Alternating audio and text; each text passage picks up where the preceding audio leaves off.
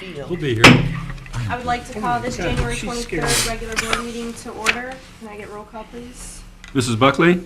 Here. Mr. Cootery? Present. Ms. Lanasi? Present. Ms. White? Present. Ms. Roscoe? Here.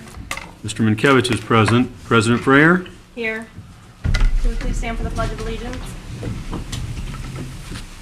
I pledge allegiance to the flag of the United States of America and to the republic for which it stands, one nation, under God, indivisible, with liberty and justice for all. Changes to the agenda. Madam Chair, I make a motion that we approve the agenda. Support. Motion by Ms. Buckley, supported by Ms. White. Are there any questions? All in favor? Aye. Opposed? Motion carried. Next item will be the approval of the minutes from the previous meeting. I'll make the motion to approve the minutes from the previous meeting. Support. Motion by Mrs. Lanasi, supported by Mrs. Roscoe. Are there any questions? All in favor? Aye. Opposed? Motion carried. The next item on the agenda would be the report of the superintendent. Joel? Thank you, and I'll turn it right over to Mr. Clark for personnel actions. There was an addendum he passed you. Thank you, Mr. Carr. We have two personnel actions for you tonight. The first is for your information. We have a leave of absence for Ms. Kimberly Fultz, educational leave. Mrs. Fultz is a bus driver. And as Mr. Carr stated, our second is a addendum. A motion is needed by the board to accept the resignation of personnel as submitted. That resignation is of Ms. April Slater, media specialist of Romulus Middle School. I'll move that we accept the resignation of personnel as submitted. Support. Motion by Mr. Minkevich, supported by Ms. Roscoe. Are there any questions? All in favor? Aye. Opposed? Motion carried. Mr. Clerk. Thank you. My last time doing the bills, hopefully. Our new business person will be with us starting next Monday. Have the bills for payment before you. I have had no questions to this point. Would recommend the approval of the bills at this time. Madam Chair, I make a motion that we approve the bills as submitted. Support. Motion by Mrs. Buckley, supported by Mrs. Roscoe. Are there any questions on the bills? All in favor? Aye. Opposed? Motion carried. Thank you very much. Mr. Dolan. Thank you, Mr. Carr. Members of the board, tonight we have Sherman Spicer. Sherman is the facilitator and leader of the preschool initiative, and Sherman's going to give us an update. Sherman? Bill's with her. Hi, Bill. Good evening. Good evening. Is this on? Yes. Yes. It is.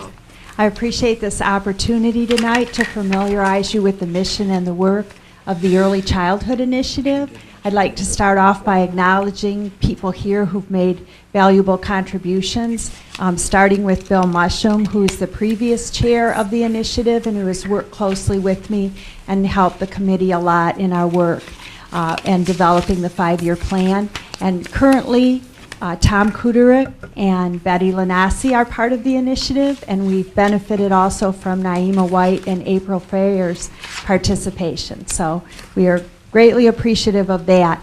I do have all of the materials that you'll be seeing on the PowerPoint tonight available for you, and with additional details about the things that I'll mention. But for now, I'd like you to just sit back and relax while I acquaint you with the committee and its work.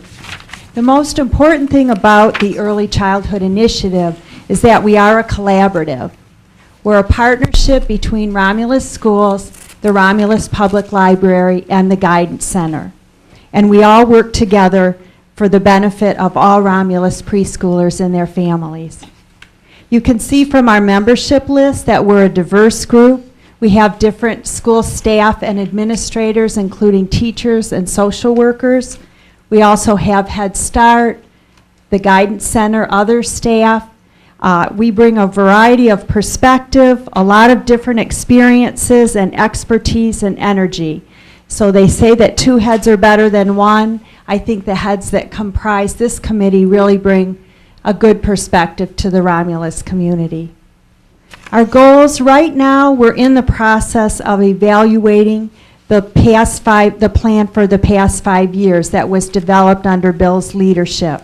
And the results from that evaluation will be presented at a future board meeting in February.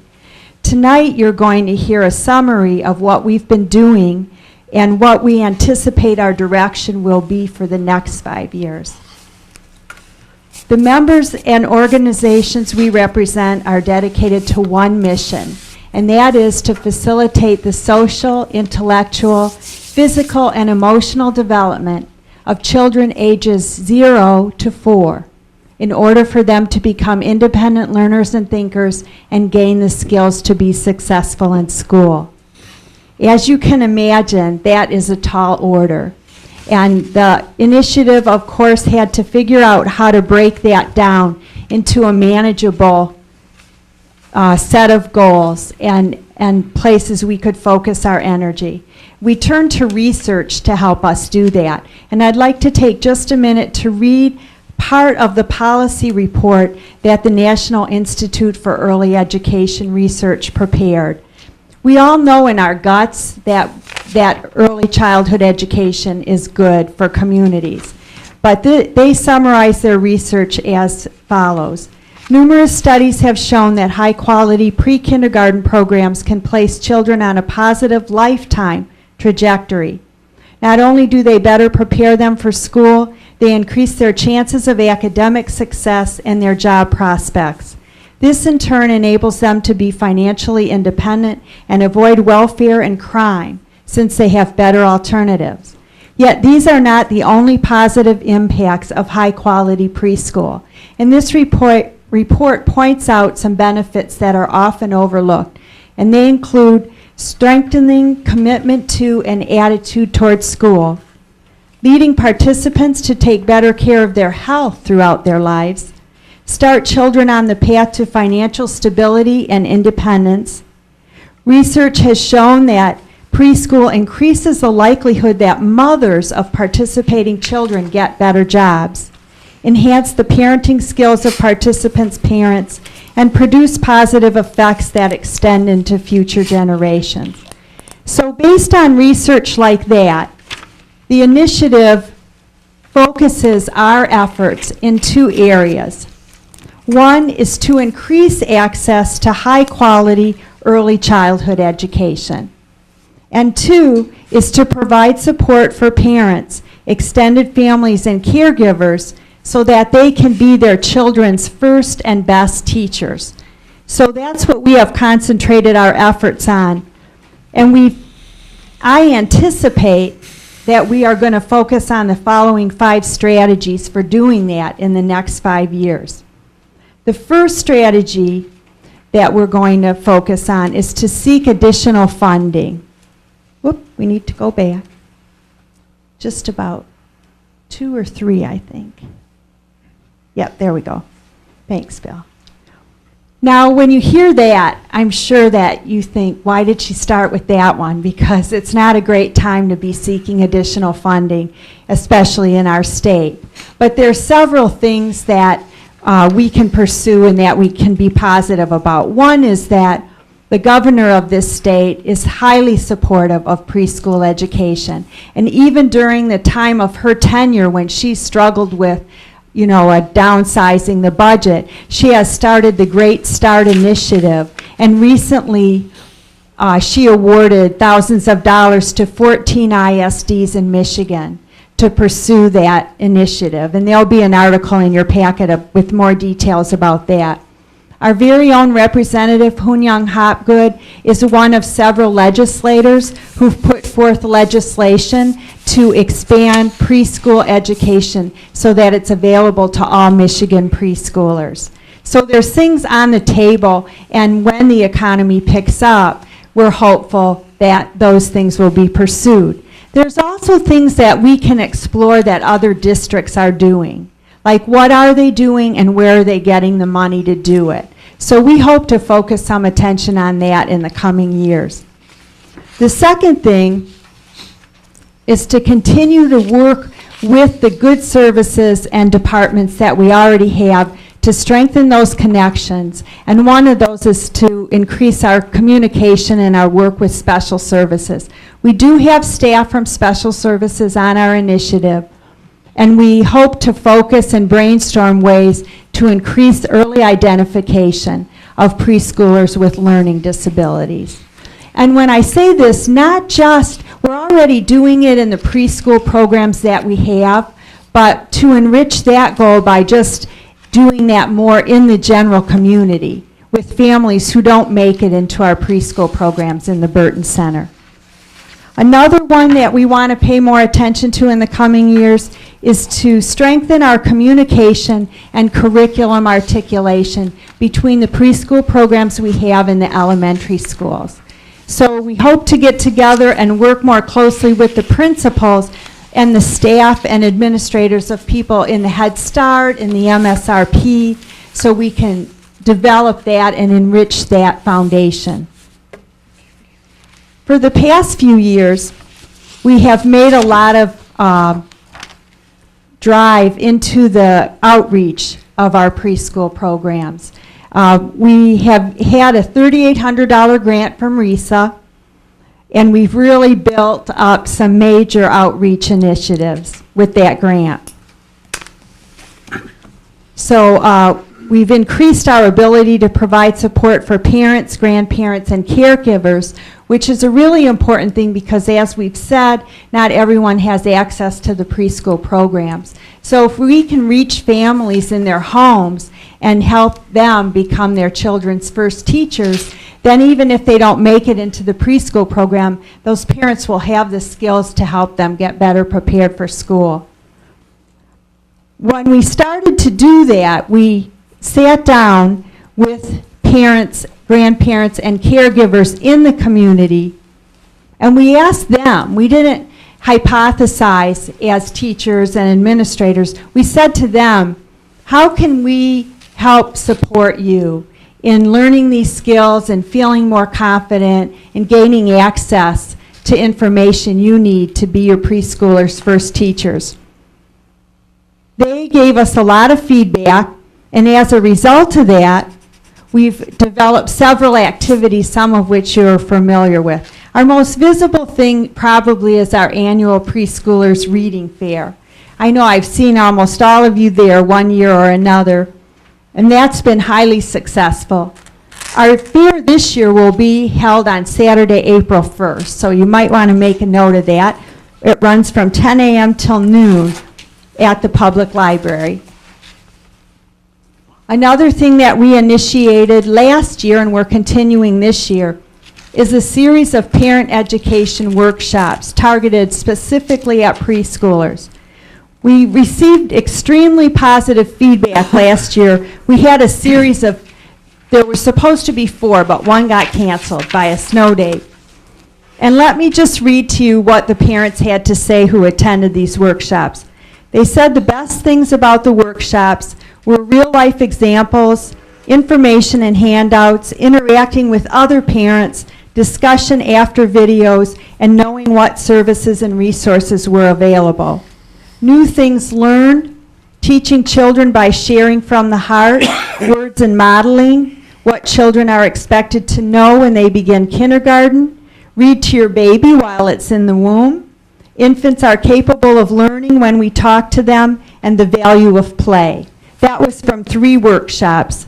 This year, the workshops will start next week on Wednesday, February 1st. They're free, and free child care is included, and all they have to do to register is to call our community education office, and there'll be a brochure with the flyer for that in your packet also, in case you want to tell some of your friends and family about those. We also use the RISA grant to write and produce a video demonstrating how to read to your preschooler. Naima was one of the stars in that video. And it also showed one of our elementary school teachers reading to a group of preschoolers, and it talked to parents about how to do that. And a lot of parents think that you can't read to children, or you don't need to read to children who can't read themselves. But there's a lot of literacy skill building tips that we share in that video. And it's also being continuously shown on the city cable channel and the district cable channel. So, and the schools are using it also, the elementary schools. Also being shown on both cable channels, and it's a resource from RISA, is a short video called Parenting Counts, and it shows trigger situations of parents with their preschoolers that parents can watch. It's just a couple seconds, and it encourages them and stimulates them to start talking about how they're helping their preschoolers develop. RISA is a great resource. They provide us with a lot of materials that would otherwise not get disseminated into our community. So that's one role that the initiative plays, is getting all that information out there. As far as our initiative goes, we reflect on and assess every activity that we do, whether we're doing something for the first or the fourth time. Evaluation is the most important thing. Is it working? Is it effective? Can we make it better? We also constantly seek input from all of our stakeholders to make sure we're meeting the community's needs and we're providing high-quality programs and resources. Our committee is going to continue to work together to support Romulus families in helping them realize what every parent wants for their child. And that's for that child to achieve their full potential, not only in school but in life. And we're happy to be able to work with the community to do that. Thank you. People have questions? I actually just have one question. Shelby, you mentioned the workshop's going to begin on February 1st. As you know, this is televised. So do you have a time, maybe, and a location where you could just mention it on TV? Oh, so sure. any families at home watching? I'll be happy to do a commercial. They start Wednesday, February 1st. They run from 6 p.m. to 7:15 in the Family Resource Room at the Burton Center, which is on Beverly Road. If you call our office at 734-532-1953, you can register, and you can also register your children for free child care. And we will also, the day before the workshop, give you a reminder call, so be sure to leave your phone number when you call. Thanks, April. Good idea. One other thing that I had was, how is your committee doing as far as participation? Do you have a full committee? Do you need more help? Do you?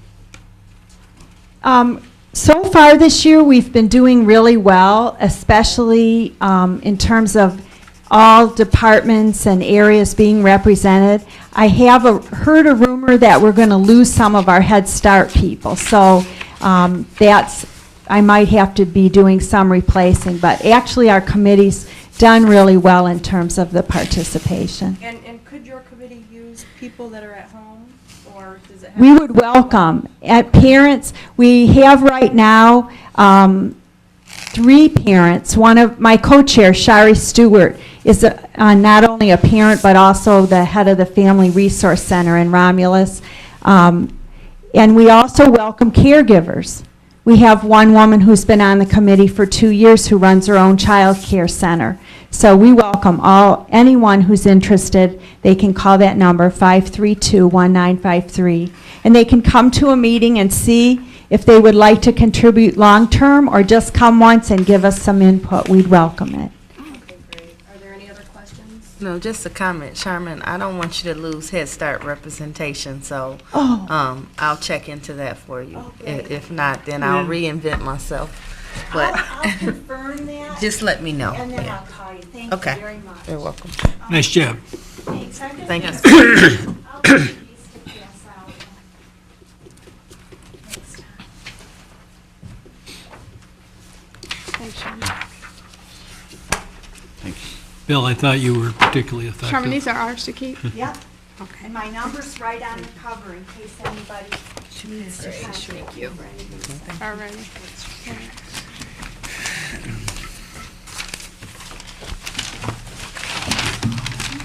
Thank you, Ms. Spicer. Good job.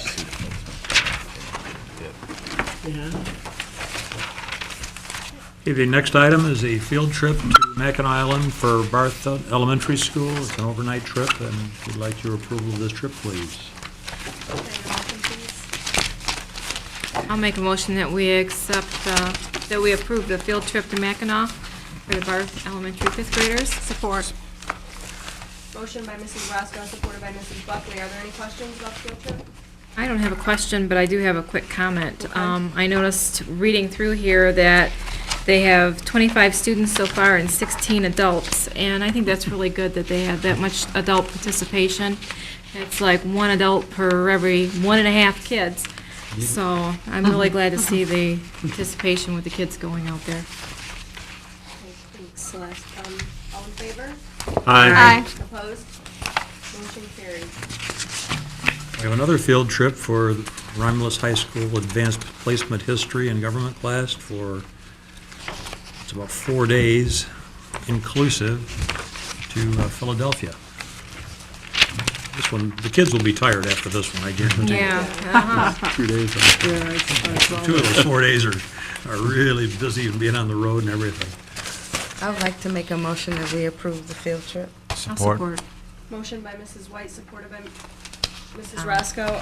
Are there any questions about that field trip? All in favor? Madam Go Chair? ahead, I'm sorry. You know, we're getting a lot of these field trips that we've seen recently. Is there a way that maybe we can have some of the students come back after these trips and tell us what they've learned? I think that'd be a good idea. Let's see if we can do that, Joel. That's always fun. Yeah. Yeah. All in favor? Aye. Opposed? Motion carried. Thank you very much. We had discussion a number of weeks ago about our cafeteria programs and that we have a surplus of cafeteria funding that's got to be spent by June 30th of 2006. It's kind of a good dilemma in that we've operated in a very effective manner, particularly under the Chartwells folks who are here with us tonight. They've been very, very good in bringing the program along and developing it, and the success of the finance of the program has left us with this dilemma. And we've been told by the state that we have a little more excess money than we're supposed to have, and we need to deal with that by June 30th of this year. So it's given us the opportunity here to do something to improve our cafeteria program. And I know we've all got an interest in that. It's been a number of years since we've done improvements in our cafeteria, and this is a really great opportunity to bring equipment and program up to date. I've challenged Glenn and Scott from Chartwells to work with our staff and within their company to help come up with what would be a great improvement to our program. In addition to that, I got a hold of, if you flip into the pass out, into King Scott, and I've already asked King Scott to go ahead and take care of the necessary architectural work. And much of it is listed here. Much of the work has been done already, so that they would go ahead and have everything prepared so that when we start school next fall, all of the necessary work would be done, and then the part that Glenn and Scott are involved in getting the equipment here, everything could just be zapped together this summer and be ready to go with an entire change. Part of the preparation involved the folks from Chartwells going to, I believe, the Royal Oak Schools, where a similar program to what we were headed for is in operation, and several folks from the cafeteria workers, I think 3 went with Glenn to the Royal Oak Schools and saw the operation, and we've asked the union for their input as they're there every day working with Glenn and with our children. So we have here before you a listing of approximately the kinds of things we need to do. Wanted you to look this over tonight and ask questions of Glenn and Scott if you would like to. Give them the chance to speak for a moment, but the idea is that we're going to spend approximately $300,000, and it's going to go across our schools to bring us up to, really up to snuff. So we should be good for another 20 years in the cafeteria with little need for expenditures, and particularly little need for expenditures from the general fund because of the tough financial situation. But they've done a lot of work on here, and this includes everything from a truck to French fryers to bun warmers to whatever it might be to bring us up to where we need to be.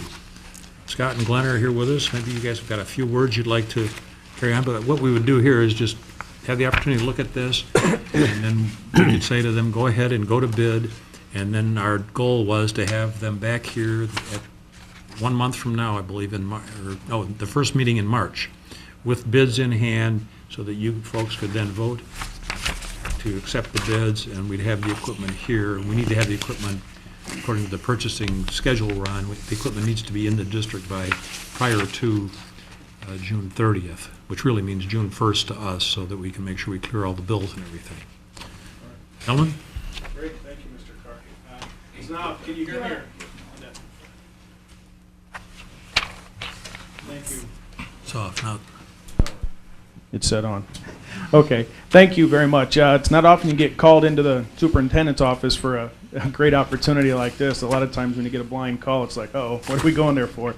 So it was nice and pleasant to walk in and be handed a letter saying we have to spend, $200-some thousand and put the resources into the kitchens, which we always like to do.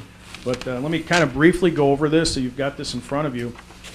But our plan outlines significant improvements for the students for food quality, food safety, and speed of service.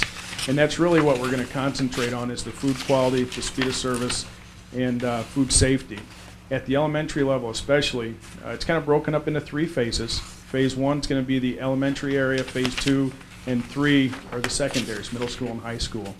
Phase 1 is converting what we call a componentized pre-pack system at the elementaries to a bulk satellite.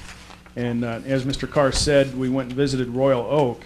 Royal Oak's been doing this plan, this bulk satellite, for about 15 years, and it works very well for them. And a lot of the benefits to it, or many of them, are the food quality, is you're bringing a product and you're bringing it straight from the frozen state into the oven instead of packing it into little tiny containers, which is what they currently do. And then it's taken out of the freezer, packed, put it back in the freezer, satellited over to the elementary, and then reheated from there. So you're skipping a couple times in and out of the freezer. There's your food safety portion of it, and also the food quality. It helps the speed of service in the lines because they've got the items in front of them to help the perception. So the staff will, instead of having the little items that they pass out, will go through the line just like they do at the secondary level, where they're going to serve the items for them on their tray. Perception, as we know, perception is quality. The food's going to look 100% better. So that will help with our participation as well. At the elementary level, what it details is new ovens, new retherm ovens. And the ovens that are in there right now have been in there for quite some time. So as we looked at it, we decided just to go ahead and spec out new items for each school. New warmers, which we currently do not have. The items in the pre-pack system, or the oven is a backup as a warmer. So you have an oven that goes real hot, heats up the food, and then it slowly tapers down to hold the food. So there's a food quality issue right there. So we'll have a warmer for the food to go into from the oven. Steam tables, the steam table is going to hold the food on the line and hold it at a safe temperature. Currently, it sits on the counter. Now, granted, the food's not sitting out there for a long time, but you've still got that time in between where it's not at the proper temperature or being held there. It always stays hot, but there's always question. So the steam tables will help in the food quality as well. Refrigerators, freezers, which are really replacing what we've got that is old and right now kind of draining on the funds for repair, so putting in new ones only made sense. And then some conversion kits. As we go, if you have any questions, feel free to ask. That's kind of the elementary system. Any questions on that? Yes. So this phase 1 includes all of our elementaries getting new oven rooms? Is that what I'm reading? All except one. Because I was going to say, the numbers weren't adding up. Okay, so they're left out of this completely? No, it's just the oven. They'll get a retrofit kit, which will create the way we want to heat the food. It'll put racks in it. So their ovens are newer. So they'll just get a retrofit in their conversion kit, which is how it's stated on there. So, but everything else, they'll still get the same program. It's just that they're not getting new ovens. Is our staff going to receive some special training for this? Yes. Along with the field trip, we did say before school starts, we will have training to go through how the system works. The packers that are currently at the high school, there's 4 packers, we'll reuse them in similar roles and also to spread out to other areas. They will not lose any hours in this. Okay, Madam Chair, I have one Yes. question. I was looking at the list. The 6 peat packages, is that, what is that? Am I- It's I a know what marketing material, which currently we do not have in place, but that's also to help spiff up the place and make it look a little bit nicer. that- okay. No, you mean you're gonna put something on the walls? I'm trying to Yeah. follow So you. You like said marketing advertising? package, which includes Right, what? it's part of the Pete's is, our Creature Cafe is how we help with food nutrition. So it's training and helping educate the kids about food nutrition and picking the right things. It kind of goes along with the wellness policy that we're working on right now. So there's more to just decorations. It's, that there are kits that we can send to teachers to help with their curriculum on nutrition training. Okay, so this will go, oh, I'm sorry, Madam Chair. So this will go to the teachers, it's not something that you put on the wall for There the is some kids to stuff look that at? will go in there. There are some marketing materials that you'll see that help introduce them to these creatures. Each creature represents a food group, so that food group will then help train them. And in the curriculum, it talks about these different food creatures that help train about different food items. The Cookie Monster. Well, no, he's been eliminated. Somewhat. The kids have some familiarity with those creatures. They already have some of the stuffed animals in the cafeterias and menu holders and that kind of thing. And there's a tie-in on the back of the menu every month with a story about the creature and how it ties into health and nutrition, physical activity, and other educational areas. Go ahead, Ms. Lassie. So all this healthy eating that our students are going to be doing, does this mean you're going to have all of the machines in the buildings removed that sell candy bars and potato chips and all the snack items that we don't want our children to eat? That's a separate issue. Separate issue. It's not ours. Well, I thought maybe A separate issue. they would have them taken out. Well, as we work into our wellness policy this year, that would tie into the machine, so that'll come up with our wellness policy. Very good. Okay. All right, no further questions there. We'll move on to 2 and 3. And with 2 and 3 is not as big of an upgrade at the secondaries, but they are adding new service points to help speed up the line and also give more options for the students. At the middle school, we're adding a Sandwich Central cart, which is going to be out in the dining area to help, because right now the line backs all the way kind of up around the walls. Okay. So this will put another point of service to help eliminate some of the long lines. We'll still have all the options inside. It's going to add to it on the outside. And the POS terminal is so that we can have more points of service to get them through quicker. That's for both the middle school and the high school. Okay. At the high school, it's taking what we have as the snack bar right now and creating more of a bistro station with fresh-made pizzas, fresh-made calzones, panini sandwiches. So that whole section will turn into another point of service, which A pasta station. we do pasta, don't we? We can put pasta out there too. It really will open the door to a lot more options for the students and give them more speed of service and more options, more healthy options. And that's really what we're looking at this year with our balanced choice, which you'll hear about some other time as well. So that's really kind of the bulk of what's going on. Some of the other spending are more equipment, some building improvements with wiring for that, as you see on there, a truck for satelliting, and a new walk-in freezer at the high school, which will help in our pre-pack. Currently, it is held over at the middle school in an outdoor freezer. Driver picks it up over there, brings it over to the high school, then they pre-pack it. So what we've done is we're going to convert half of the storeroom, which is half empty as it is right now, into a walk-in freezer. So all product will be on at one location. Again, one less trip in and out of the freezer.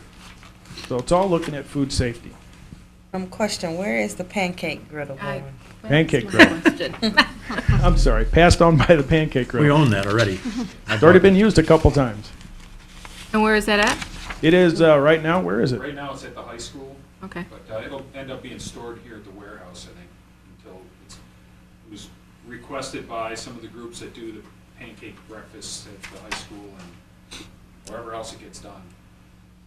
We may use that eventually at some point, but that wasn't part of our rollout here. Joel had asked for that to be included. It's been used twice already. We purchased it about a month ago, and it's been used for an activity at the high school, and that's how the MLK pancakes were cooked. Okay. It's a wonderful piece of equipment for Madam Chair, this and, kind of activity, or for activities of the community as well. It's great. sorry, I didn't mean to interrupt. Small wares, et cetera, what did that, Smallwares built in. The smallwares are going to be pans for the elementary, because right now they don't reheat in pans, so we have to buy new pans to heat the food in, and also more for the high schools to make it look good, and presentation is part of the whole upscaling. So it's pans all across the board. And then if Madam we Chair? have other specific requests, I was talking to one person already tonight about the possibility of more vegetable carts for having vegetables available. And if you have other thoughts that come up, please give me or give Glenn a call, and we can certainly build that into our bid and make the project really, really user-friendly. That's what it's about. Madam Chair. Yeah, I got a couple questions here back in the middle school. With adding this Sandwich Central cart, you're going to increase the point of sales by how many lines? 1 or 2 over there, first of all? It'll be by one line. So we'll have a total of 4 lines that the students can go through to gain their meals, right? Well, right now, they have 3. kids all come into one room in the serving area. Right. Okay. Putting a sandwich cart outside the serving area would separate that 100 to 120 sandwiches that we're doing right now, would keep those kids from getting in that line to get inside, and would alleviate some of the congestion there. Okay. And I also see on some of these middle schools, elementary schools, that you're putting steam tables. I understand that the steam table at the middle school is in pretty sad shape too, and I don't see this on the proposal. Has that already been purchased, or what's going on with that? That is a recent problem that didn't make it on the proposal. So is that going to be included into this? It can be. It's already been directed to replace it. So it's already been allocated, so it's going to come out of this. Now, is this going to increase the price of the meals that these students are going to have to pay? Absolutely not. Okay. Go ahead, Ms. Madam Chair, Mr. Carr, when we changed this, has the culinary arts been taken into account? Do they need any equipment over there, or could something be replaced to improve, or can we use the funds for that, or they have everything they need? Not I even a wouldn't pot say or they have pan? everything they need, but we couldn't use these funds in that part of the operation. Can't even loan them a pot, huh? I'm not saying that. I'm saying we can't spend the funds to do that. They want to borrow the griddle, we'll loan the griddle. Okay. Madam Chair, I have 2 questions. First of all, these prices that we're seeing, these are pending bids, correct? Correct. So these prices here could change, could be lower, could be higher? Those are street Depend- prices. Okay. So just, okay, that's good. And the second thing, Joel, if you could explain just a little bit more as to why we have to spend these funds for the people out there that are maybe hearing this for the first time, as to why we have to spend these funds and where the funds came from. Make that a little bit more clear, The funds please. came from the operation of the cafeteria over the last 3 to 4 years. We've been operating the program in the black, and we've been able to accumulate surplus funds beyond the amount that we're allowed to keep by the state. The state, by looking at our last audit, said we are over the amount of funds that we are allowed to carry over. And we were told by the state, you need to spend these funds by June 30th of '06, or you need to send them back to the state of Michigan. Okay, thank you. So it's a state mandate. We've run in a very efficient manner. You know, we changed management a couple of years ago, and we have not done a lot with changing prices, and we try to improve quality, which I think has happened already, and I think you folks have noticed that. And our efficiency has been really very, very good, and our participation is better than it was in years previous to that. So the efficiency of the operation has really provided an opportunity here for things to work out for the favor of improving our program. I'm very proud of that. These folks have done, from Chartwell's, have done a very good thing for our community, and I'm very proud of them and what they've done. Thank you. And our new business manager, who will be starting next week, also worked with them in Clausen. So we've got a project for her to get involved in right the day she hits the door. Thank you. Thank you. I actually have a few questions. Going back to the sandwich cart at the middle school, the sandwiches that are going to be placed on that cart are going to already be pre-made? Or is- No, we make those to order. Okay, uh, so as- the student comes up, they say, I want a ham sandwich. you Correct. make it right then and there. Yep. Okay. The next question I had was a website. Do you have a website by chance that we can go on and take a look around, or just to look at some of the stuff that you have listed on here, so like the sandwich cart? Looking at the price, I just would like to take a look at exactly what we're getting, or do you have pictures that you could bring us? Or I can get you email us, or- pictures of other operations where we have all these different profile stations in. I don't think there's a website per se, but I will look into that and see. As when we costed out these items, we looked at what's going to be the best fit for that area, and this cart in particular is going to be a refrigerated cart with backup supplies underneath. So it is pricey, and it's not one of the most expensive either. So, Right. but yeah, I'll get some pictures for you and check into a website. Okay, and then my last question would be, so the food that the students are going to actually be receiving, let's say at the elementary level, that food's going to be different than what they're getting right now, apparently. The food itself may or may not be different. It's the process in which it takes to get it there. Okay. It's the cooking process. So the menu may not even change. You'll still serve the nachos, the chicken rings, the pizza, just the actual how it's presented to them. There might be some new things because of the ability to do new things with the new system. But for the most part, a lot of the items will stay the same. Okay, because that's one of the things that I hear personally a lot about is the food from the kids. Any other questions? Madam Chair, I got one more.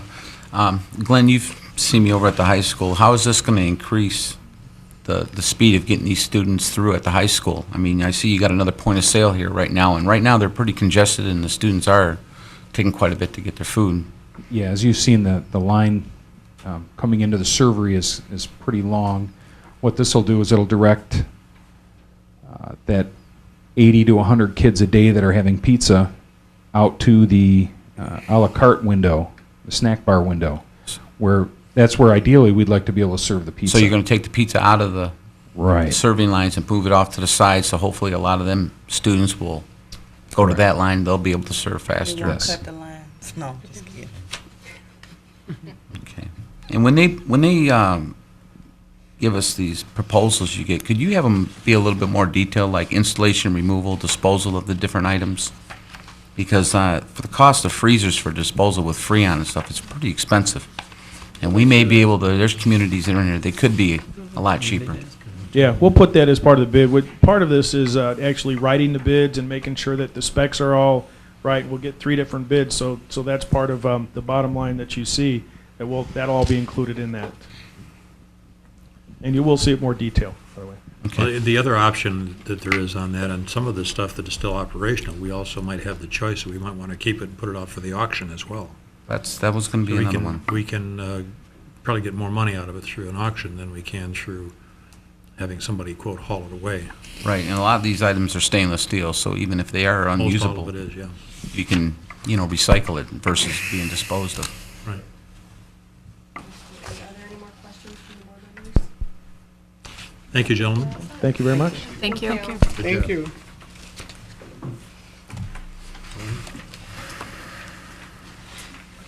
Okay, the next item on the agenda would be communications and expressions from the public. I didn't receive anything in front of me today. So the next item would be items of interest from the superintendent. Joel.